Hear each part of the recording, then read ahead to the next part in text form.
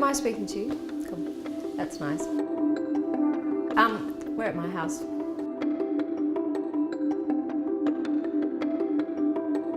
Home needs to be an oasis. I like to come home and not want to leave. It's a place for me to be with my family and my friends. You know, this is the first home, it's the first grown-up home I've designed.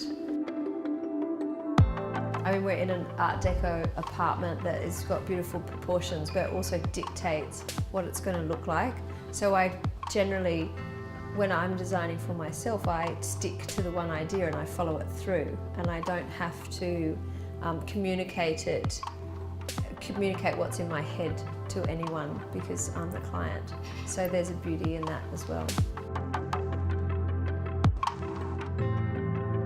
Every room's a colour in this house because I have a paint range, and the advice I'm always giving people is to not have an all-white house. As much as there's beauty in that as well, I find it a little bit monotonous. So I decided to take my own advice and made a conscious effort to not have any white rooms in this whole house.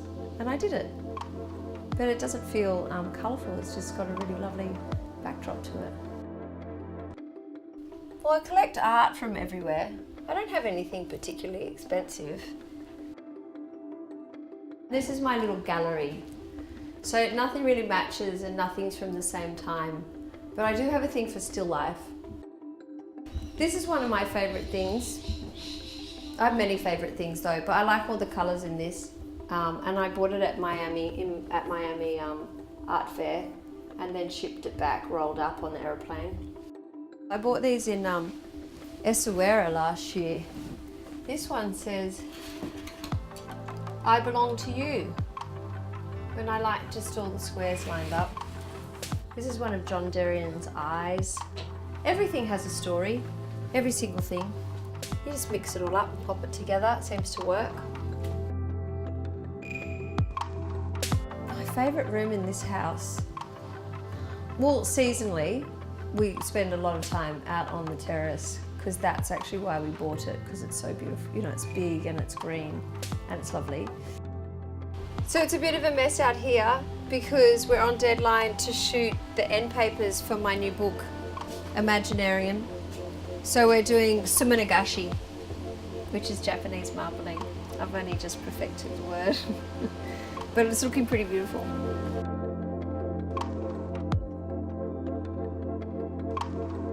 I've been sick recently and I was at home for the first time during the day, which we're not home very often during the day, and the front room where our bedroom is, that also has a big lounge room, became my favourite room because the light's so beautiful.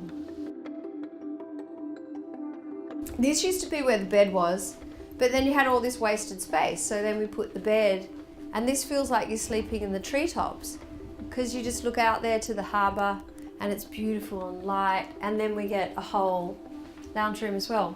And it almost feels quite grown up, you know, like grown up people have lounge rooms in their bedrooms. Oh, this is one of my favourite things. I designed these for my wardrobe. As you can see, I don't wear many colours. All much the same, lots of white shirts. This is Silver's room. This is my daughter's room. She's an awesome artist, so her room's covered with all her art things. She's quite the colourist. Well, I think she is. She's only 3. Maybe they just use nice coloured paints. She styles a bit. She's really good at fluffing cushions, and her favourite flower is lavender. That's the only flower she wants. We shop for flowers every Saturday. I like fresh flowers in the house. They're like my luxury I couldn't live without. I mean, of course I could live without it, but I don't like to. I just redid the living room. I'm quite liking that. It's feeling pretty good. I really like this table. It's from an old dressmakers or department store, and it wheels around. That was nice. And then I asked my cleaner this morning to leave all the flowers here. Constantly styling my house. But I try not to style my house. My sister makes a joke that my house is always shoot ready, and I always think that sounds really anal. But I do it. I think it's been a stylist for 25 years. It's a bit of a hindrance.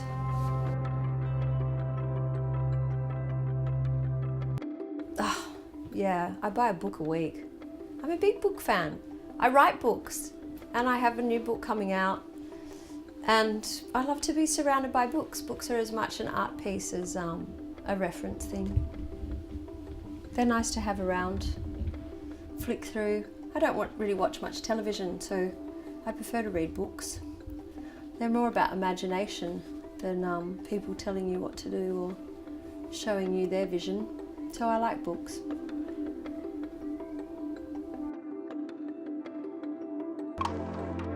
I'll show you something.